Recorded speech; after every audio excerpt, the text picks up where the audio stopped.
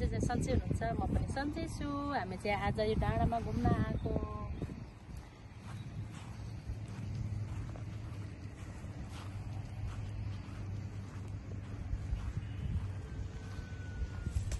यसलाई के भन्छ? I don't know. बनमास।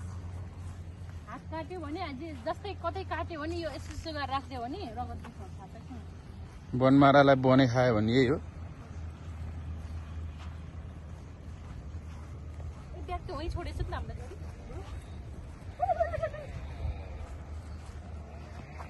बिस्तारै बिस्तारै।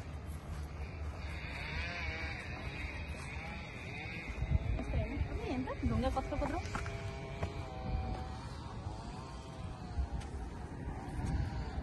यो हाइवे बाटो। यहाँतिर चाहिँ यस्तो मान्छेहरू आउँदो रहेछ बिस्तारै यहाँ बस्न है।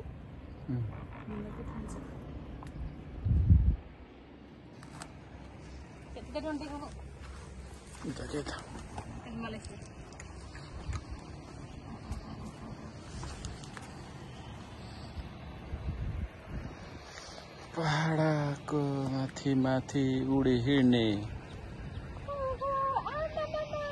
यहाँ त बाटो कत्रो रहेछ त यहाँबाट हेर्दा त। हावी रोड।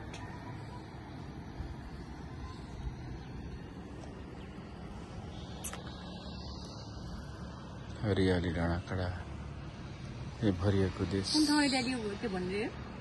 दोरे पदेरा के भन्छ रे? डाँडा काँडा।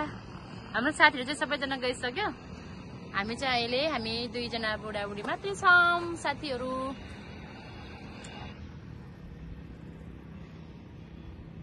उता हिँड्दै हुनुहुन्छ बाबाहरू होइन त। अनि हाम्रो भिडियो चाहिँ सबैजनाले लाइक शेयर कमेन्ट सब्सक्राइब गरिदिनु होला प्लिज साथीहरू। सबैजना सब्सक्राइब गरिदिनु होला। कस्तो लाग्छ हेरिदिनु।